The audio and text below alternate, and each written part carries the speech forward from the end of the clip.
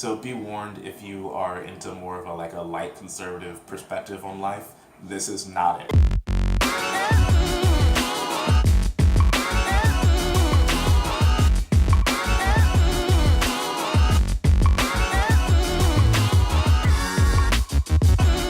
Hi, welcome to Fudanshi, where I share LGBTQ and BL media through news, reviews, and good conversation. My name is Devin Jackson Randall, and today is Monday, which means it's time for the Random Talk. And for today's specific Random Talk, we're going to be talking about female characters to celebrate International Women's Day, which is this week on March 8th. Specifically, I'm just going to be talking about some female characters that have left an impression on me ever since I created Queer Fudanshi, and also this helps that I will be, sharing this content to you, so that then hopefully you guys will go check it out. So let's get started. So first, we have to talk about my favorite power couple, Jen and Cassie. Jen and Cassie are two characters from a web series called Entangle With You, and actually they're the side pairing, but they're so beautiful. I love them. They're exes that are become lovers again through the series, but they're the kind of heated, I hate you, but I love you kind of couple. And if I haven't shared this enough already, I am in love with that kind of pairing, so I absolutely adore these two. While they do bicker all the time, they're the type of couple that deeply understands each other and just gets each other. There was one scene, without giving too much spoilers, where Cassie, I believe, was walking into their apartment and saw Jen doing something where a normal, not a normal person, but another person might have been like, what's going on? What are you doing? Why are you doing this? But Cassie was just like, oh, cool. Do you want me to get you something? It was just so deeply loving and just her act of nonchalance that I was just like, I love this couple.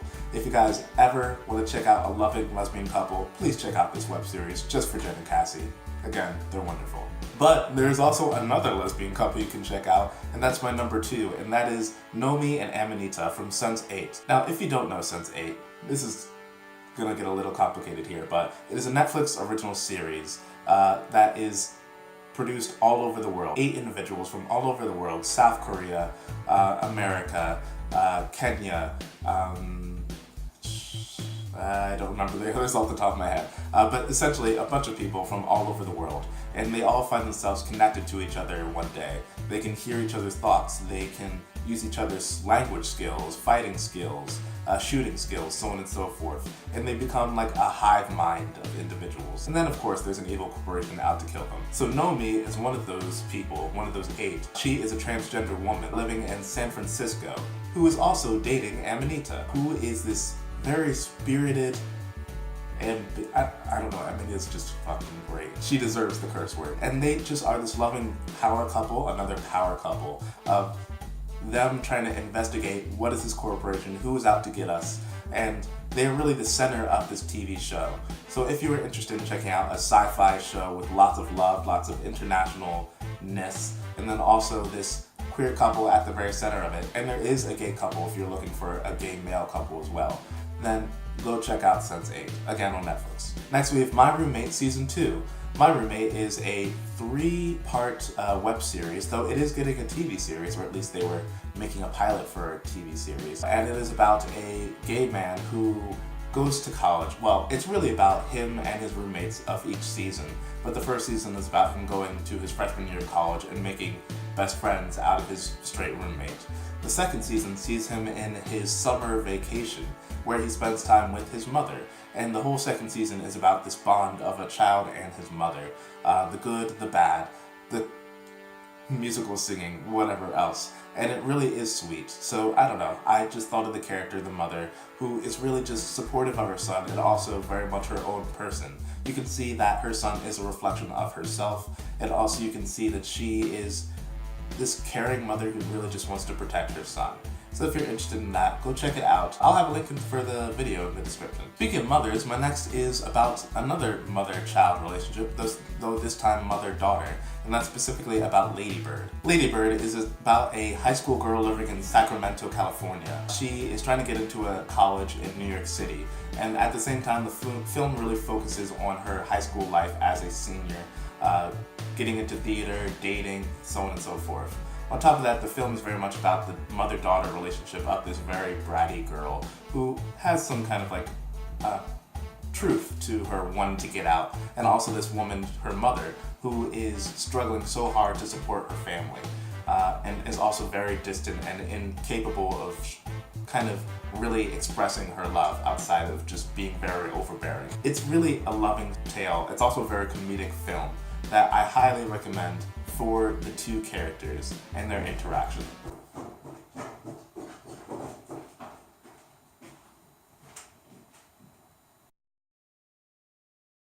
Next we have Carmela. Carmela is a Canadian web series about a girl, a freshman, who finds out that her roommate disappears one night, and then suddenly she's replaced by a lesbian vampire.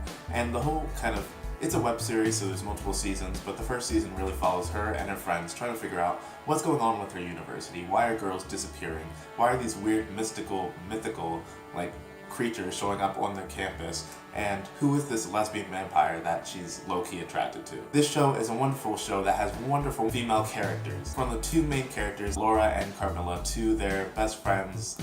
There's also a non-binary character. So if you're interested in a wacky fantasy show adventure, then check it out. And I also highly recommend the movie as well. Next is My Brother's Husband, which is actually a bara. It's bara styled in its artwork, though it is actually a family comic. The story follows Yachi,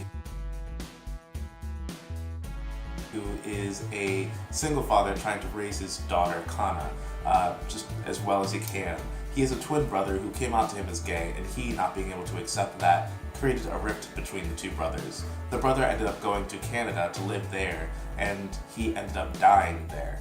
And Yachi has just had to deal with that, with the left in the airness of their relationship.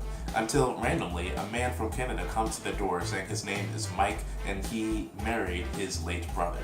And this story really follows the three, dealing with the new reality of their family dynamic. The story also shines because of Kana, the little girl who is just so warm and accepting of this new gay uncle, and really just absorbing the world that is evolving around her.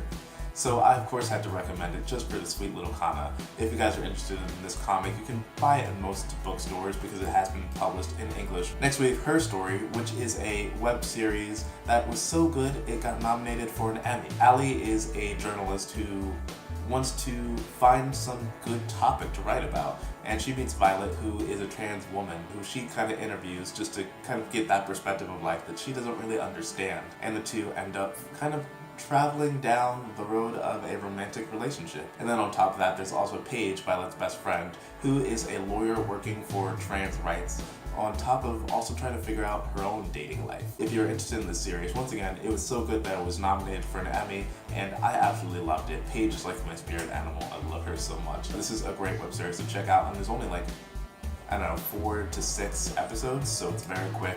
Found here on YouTube for free. Check it out. Next we have Brown Girls, which is another web series. This one follows two girls living in Chicago. Layla is dealing with her own feelings towards her relationship. She's dating a girl, she likes the intimacy and the sex, but she doesn't want to make it official. It creates a rift between the two. And then on top of that, her best friend and roommate Patricia. Patricia deals with, she let her career as a musician be on the sidelines in order to make money and to have a day job. And she thinks, where have I gone wrong? The fact that they are so approachable and so realistic in representation of these two city-living women of color, it's wonderful and it's worth checking out. And then the next show, actually Broad City, which is a TV show, it's a Comedy Central TV show, is a lot like that in the fact that it's representative. It's about two women in a big city, this time New York City. They're two Jewish women, Abby and Alana. And this was actually based off of a web series, then transitioned into a TV show. This is a hilarious TV show, though very adult and very mature in its representation, talking about very mature things, sex, drugs. So be warned if you are into more of a light conservative perspective on life. This is not it. This is in fact the very opposite. But because of that, I happen to love it. And I love the two main characters, especially Alana, who is, she doesn't give herself a label because she probably wouldn't believe in labels. And then on top of that, she has had some same-sex relationships in the show. So check it out. Lastly, we have Tom and Noguchi, which is a Chinese webcomic, which is literally the ray of the sun of my life, the joy that just keeps on giving. It is essentially about this girl who is relatable, a tomboy. She is very charming, very charismatic, very friendly, And on top of that, she meets a girl. She sees a girl at the bus stop on her way to school, and she's like, I've instantly fallen in love. I am in love now. And it's really just this charming story of not only just this girl falling in love with this other girl and their growing friendship and maybe more, but it's also about her friendship with her best friend, all these other people living around them. I read this comic and I can't stop smiling. I love it, not just for its amazing protagonist, but just for it just has a charm factor that not a lot of webcomics has. It really is just a happy, fun comic. So if you're interested in that kind of thing, check it out. You can find it online. And that is it for this random talk. Have you guys checked out any of this media before? Are you fans of these characters, or are you interested in checking out any of the content that I've talked about? If so, let me know down in the comments below and let's get talking. And as always, Queer Fudanshi tries to share LGBTQ and BL media through news, reviews, and good conversation. So let's get talking. Bye.